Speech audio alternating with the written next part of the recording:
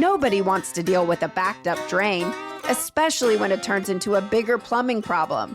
That's why Hoffman Brothers is offering a $95 main drain opening special for homeowners across Middle Tennessee. Hoffman Brothers licensed plumbing team is ready to get things flowing again.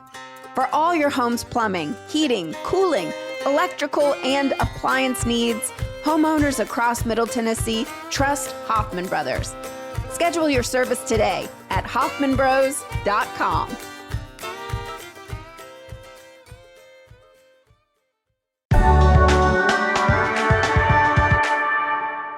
Today on CityCast Nashville, did you know that Middle Tennessee has some wonderful drive-in movie theaters that are now open for the summer? I'm joined by Jason Shawhan, senior film critic for the Nashville Scene, to talk about his favorite ones near Nashville, the latest drive-in etiquette, and who has the best concessions. See y'all at the movies. It's Tuesday, July 7th. I'm your host, Marie Cecile Anderson, and this is what Nashville's talking about. Jason, welcome to CityCast Nashville. Thank you. It's a pleasure to be here. I am giddy about this topic, to be honest with you, because I have to admit I haven't been to a drive-in movie ever. I don't think, maybe in my dreams, but certainly not in person. And I'm blown away by the amount of drive-in movie theaters we have close to Nashville. So let's get into it. Absolutely. Before we get into where to go, why do you think folks still love going to drive-in movies? I think it's a couple things. I think it's part of American culture going back generations and generations. Like there's always lots of good drive-in stories. It's a setting in a lot of works of art and literature. It's a space where dreams can happen. The pandemic was very helpful for like sort of resurrecting or like rejuvenating the American drive-in because it was the only places that were open where you could go see movies in like 2020, 2021. But they would also like bring back old classic repertory films. And like, repertory moviegoing was very big in American culture up until like the rise of home video. So it was sort of like a nice little like return to that. Regal, the big exhibitor, for the past several months, they have a thing where like every day they have a different old movie and it just shows for one day only. And you got 4 chances to see it.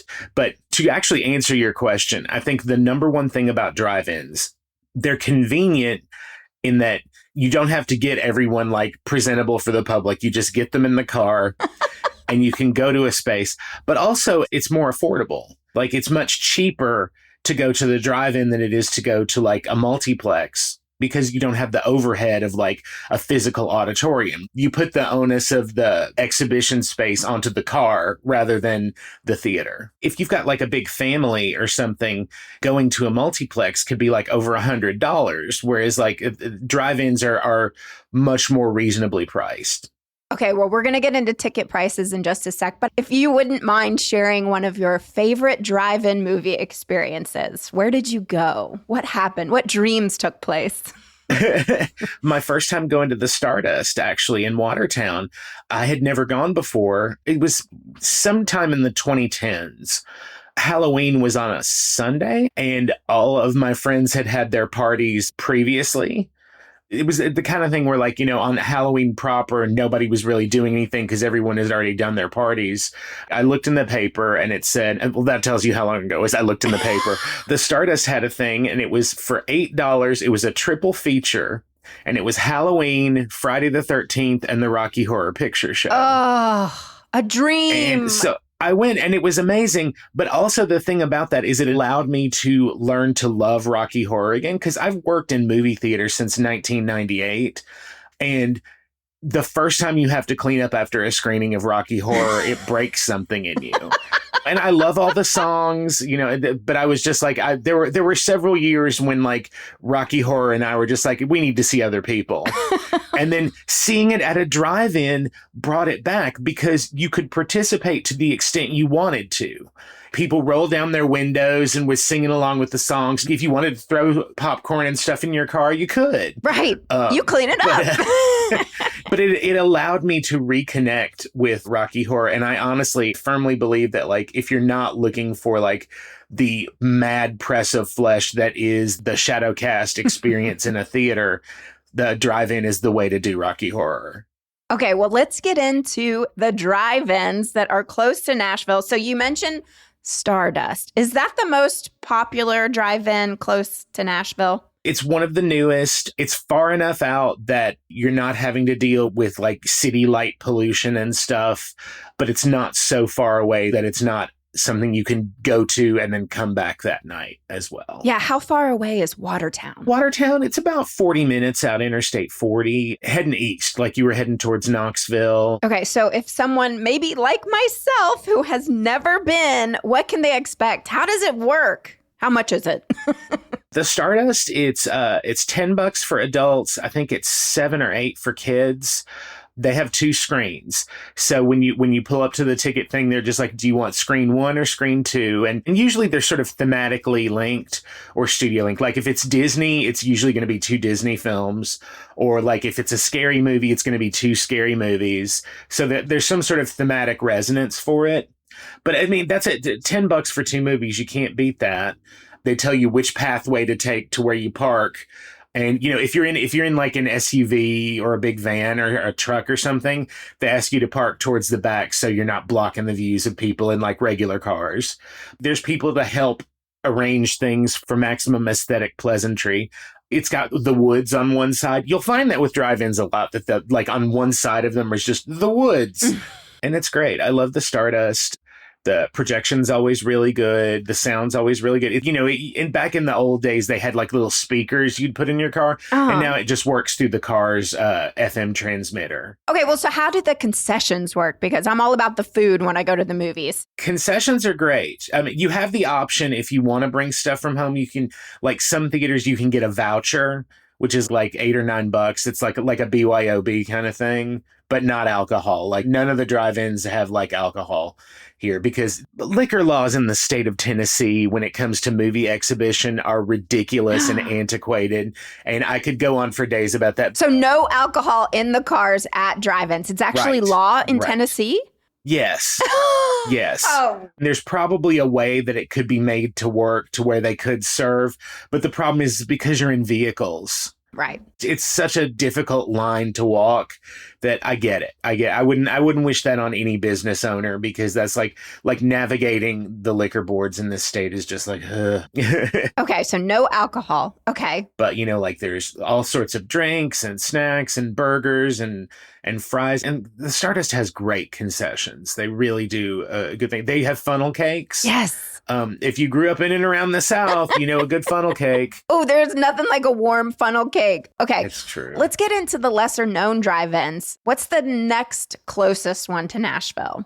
For me, it's never about which one's closest. It's about what's showing or the vibes. Your best option for variety is the Montana Drive-In in Tullahoma. They have 3 screens. And they have an incredibly expansive offering of concessions. Like every time I go there, there's always something that I was just like, I've never even heard of this before.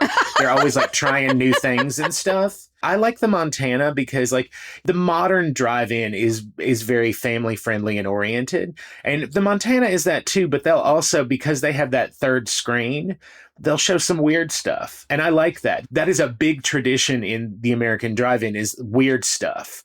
The Montana is wild and weird, and I love it. I mean, I love all of them. I love every single one of the drive-ins that I've been to.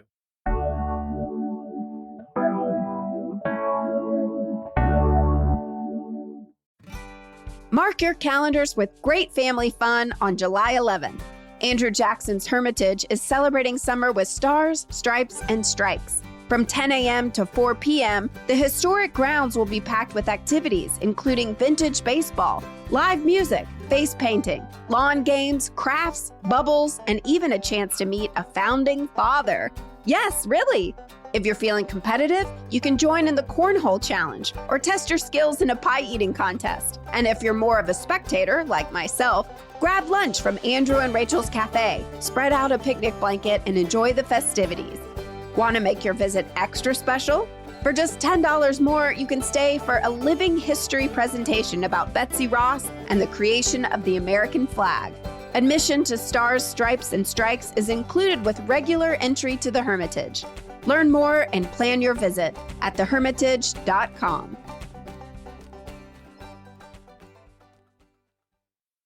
All right, where else are you heading to this summer? The Pink Cadillac. The Pink Cadillac is the oldest drive-in in the state of Tennessee.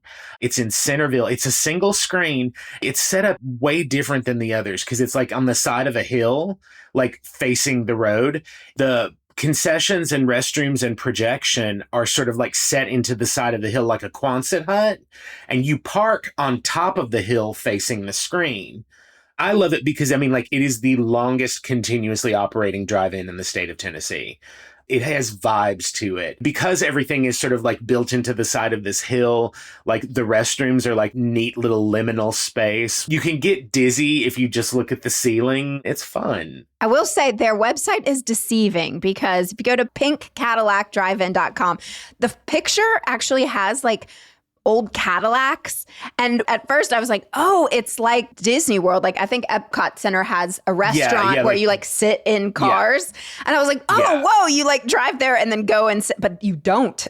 No, you don't. It's just sort of an inspired artistic representation. Love it. Okay. The Pink Cadillac, I think it's technically the closest to Nashville proper. It's just straight out Highway 100. It's about 40 to 45 minutes. Your mileage may vary, but you know, that's what your GPS is your friend. And you're carpooling. I mean, hopefully you're loading up with lots of friends. And that is the key, yeah. Get you a van of friends and go to the drive-in. It's a fun night. Okay, so let's hear about some more of your favorite drive-ins. What about the Moonlight Drive-In in Woodbury? The Moonlight Drive-In, to the best of my knowledge, has closed. Oh, no. It happens with drive-ins. It's a feast or famine industry because like very few of them are year round in this part of the country. They'll shut down like November to March or so because it gets so cold.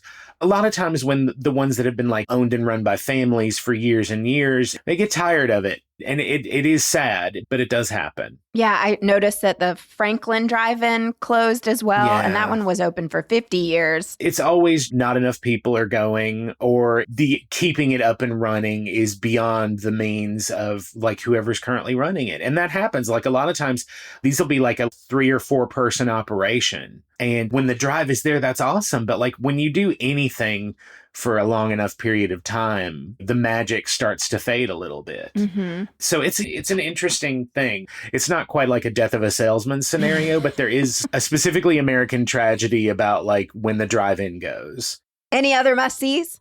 The Parkway in Maryville. That's not a casual night at the drive-in because that's almost to Knoxville. I love that place. I go every year because the Knoxville Horror Film Festival, which is part of Central Cinema in Knoxville. Oh. Every year they have a festival and they take over the drive-in for a night. Oh, wow. And they have like a flea market. I don't know of any other drive-in that does that partners with a local film festival and then just has like a day of like repertory programming and flea market stuff and vendors and like wildness. And it's so much fun. That's in October. It's usually the week before Halloween. Wow. Okay. That's a really fun thing to do. And you could hit up some like haunted houses along the way. Oh, yeah. Yeah. There's lots of options. Let's get into some practical tips. You said that when you arrive, most people direct you where to park? Yeah. Anytime that they have more than one screen, there'll be signs that say like this way for screen 1, this way for screen 2, just because you don't want to get set up on the wrong side of things. Mm-hmm. Right. You're like, wait a minute, I'm here to see E.T., not Jurassic Park. Yeah. And also usually the arrival is before the sun sets. So everything's marked and like, so you get set up before the sun goes down and the films start. And that's helpful because it's like, it's much easier to get around when you can see things. Mm-hmm. And then what's the drive-in etiquette? I mean, basically, don't turn your lights on. That's a big part of it because it's so distracting to everyone else. Like your car lights on is the equivalent of using your phone in a regular theater. It's just like, don't do it. Don't do it. There's no reason to. But a lot of times, if it starts getting cold and someone has to turn their heat on, then it'll turn the lights on for a second. I mean, it's just before your first time at the drive-in, it's always good to like give your car a once over and figure out how these processes are going to work, because different cars work in different ways. It's always worth experimenting to see how your car responds to the drive-in experience before you go. Like, can I turn such and such on and not have the lights be on? Or, like, how do I make the radio work and that sort of thing? They've always got like jumper cables and stuff. Like, a lot of times they'll have a golf cart with like a portable battery on it to like come to your car to jump you and get you started in case your battery runs low. But that doesn't happen very often.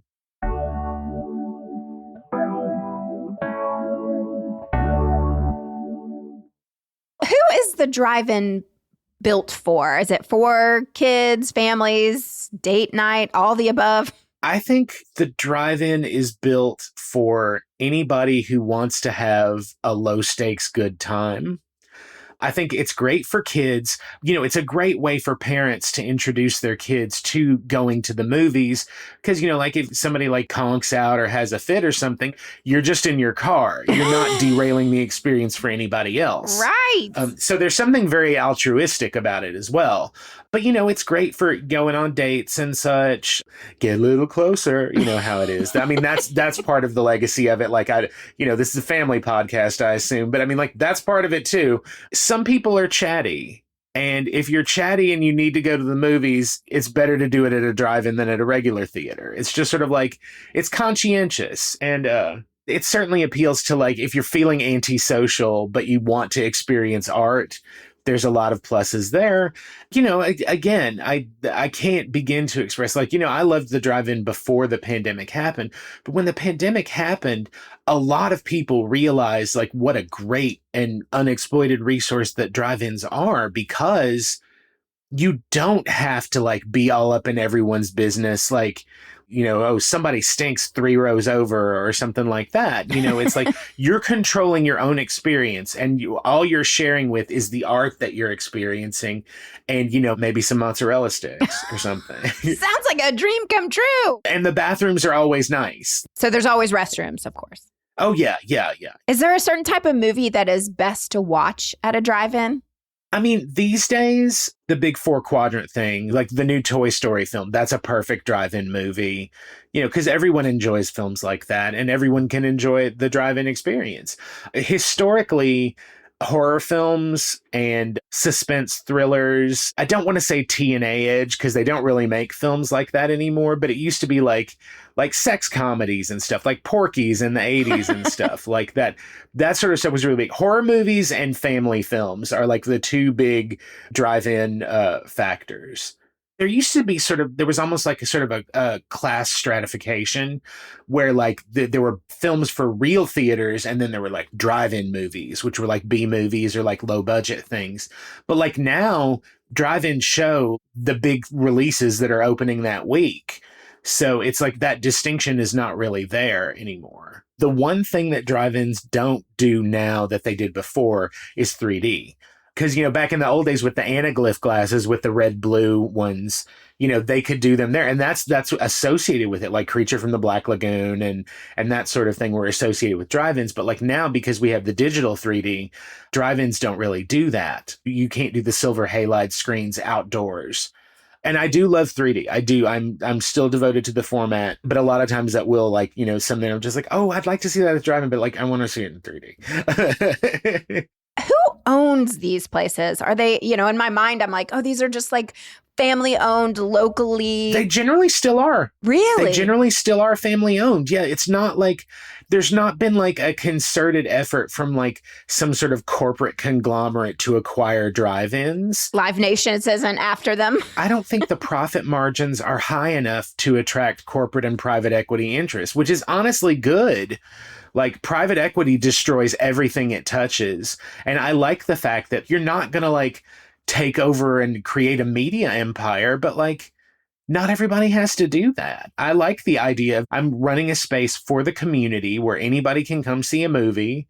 I think that there's something really noble about that, because it's like, you don't have really family theaters anymore. There's big mainstream exhibitors, and then there's like independent nonprofit art houses and stuff. There's no middle ground. So like drive-ins are kind of like the last vestige of like, the family theater. You will always feel at home at a drive-in because everybody else is just like you. You're bringing your own foolishness, your own circumstances. You're keeping them in your car and you're just like getting some nachos and like, watching teenagers run around in the woods. There's lots of possibilities. Well, you almost just answered this, but I want you to give just one last pitch to our listeners. Why should they go to the drive-in movie theater this summer? As long as society doesn't collapse. Like the drive-in is relatively inexpensive. It's a lot of fun. It's a little bit of a drive. It's not so far that it's daunting, and it's not so close that it doesn't feel special. And a lot of people don't know and haven't had that experience. It's a great way to sort of connect with this aspect of, American culture that like doesn't get as much love as it used to, back in the day, but that's okay. As long as it gets enough love to keep going and for people to be having a good experience, that's what matters. Thank you, Jason, so much for joining us and kind of blowing my mind that these places still exist. And I absolutely will be going. So thank you again, listeners. We're going to put the list in the show notes. So hopefully we'll be seeing you at the movies. Thanks, Jason. Oh, thank you, Marie.